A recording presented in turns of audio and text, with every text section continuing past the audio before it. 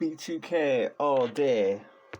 So what I have figured out is that my tune is probably just fine, and that stumble is probably caused from when I changed out some of the jets and I took the lid off the carburetor. I set it, was kind of in a hurry because it was for work, and I set it down on the float, and so I think, I want to say I know, because I had set the float too rich, and one way that I have determined to figure that out is if you go to pull, here's my choke right now, is if you go to pull this choke,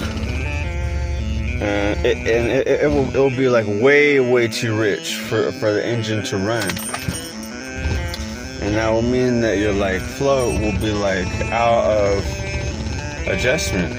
And my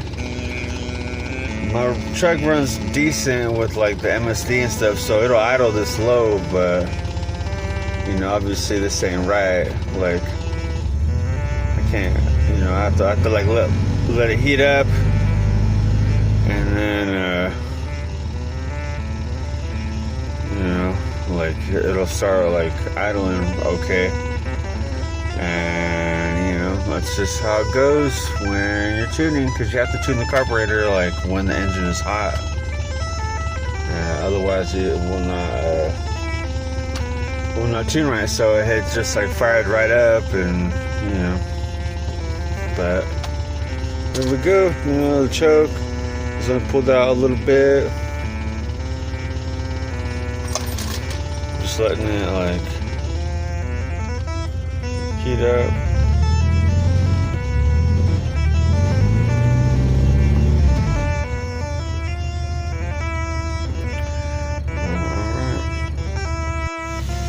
Okay, so the best way to tell on the float level if it's too high, or if you're way too rich on your tune or whatever, for me it's the float level right now, because I set the carb top, I set it down on the float, so I had a space head moment or whatever, But see, look, okay, so here is the choke lever, and when I pull it, when I pull it all the way out, look, the engine dies. So that means that my float level is not set right, because if it was too rich, and this is part of tuning, is it's almost diagnosing, it's a lost art, the auto shop nowadays. They just go by the little OBD reader, which is useless most of the time, and they don't actually think about stuff. But anyways, it's diagnosing, because if it was too rich on my driving, on the actual jetting that I have in there, it would stumble, and it wouldn't go. It's still a little bit rich on the very top end, but you can see that there's an issue at the very top and at the very bottom of the tune at idle, and then a wide open throttle. And that's part of tuning. That's probably half the thing with tuning, is how do I know what's going on with my with my carburetor, and I don't know. I'm gonna be adjusting the float level here in a second, so give me a second. Alright, so when adjusting the float level, you have to take off the top of the carburetor. I would say obviously, but maybe this is your first time messing with this carburetor, and you have been living under a rock. I don't know. But there's the 6 screws in the top, right here, right here, right here, right here. At least on my carburetor. It's like a genuine Weber through Redline. I have these standard head screws in here. And anyways, you just pull it off. I have the manual choke. So I have this part right here where you just have to pull this like little like pin out. And then I put this like really big bread tie on here so that way like, you know, I don't lose that. It's real easy to see if it drops or whatever. And you know, just pull it off over there. And so you have to I tried to grab the tripod. So let me see. In the book that I got, it says that closed, that the gap should be, let's see, this should be about 35 millimeters closed. And you can see that. I mean, the angle looks kind of funny, but like, you know, there you go. It's 35.08, but whatever, you know. That's kind of the beauty of like a carburetor, you know, is it doesn't have to be totally perfect. And then for the opening, it's 51 millimeters. So I will adjust my caliper right here to 50. And you know, these little calipers, I swear they make buying stuff online like a crazy amount easier, because you know, you'll know exactly what you need. And then I'll probably talk about that in like another video on how to buy stuff online, because sometimes you'll like find a part number for something and then they'll have dimensions on that part number, and then but it'll cost like, you know, way too much. It'll just feel like why pay that much when you can find it on like cheaper, you know? But the like cheaper posts won't tell you the vehicle, it'll just tell you like the part number and then like no dimensions, you know? But I'll like show you guys like, you know, like another video. But for now, and then we'll have just open. And that is, let's see if we can see it, about 51 millimeters open. And there we go. And once again, you know, I'm gonna like put the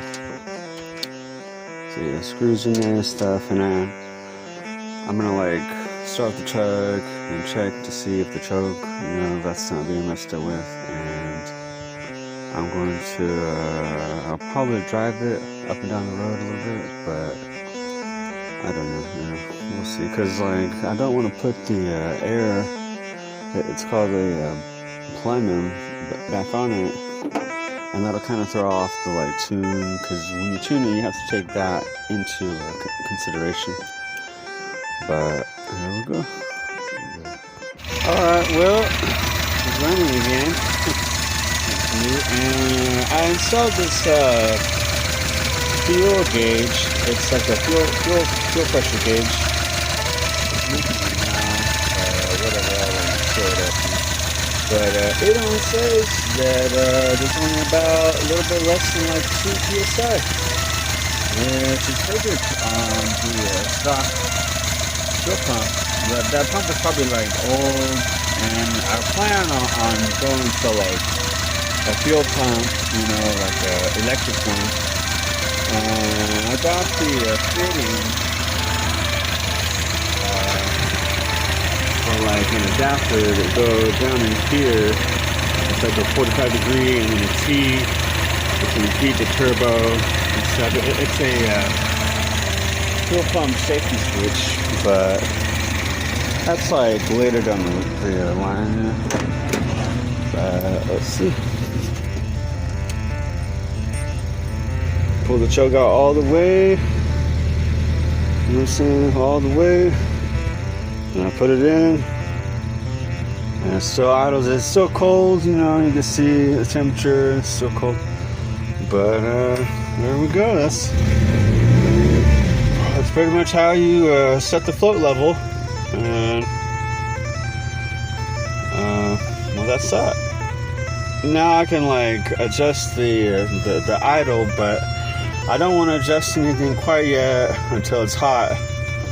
So through the magic of YouTube, the engine will be hot and I'll be adjusting the idle and stuff.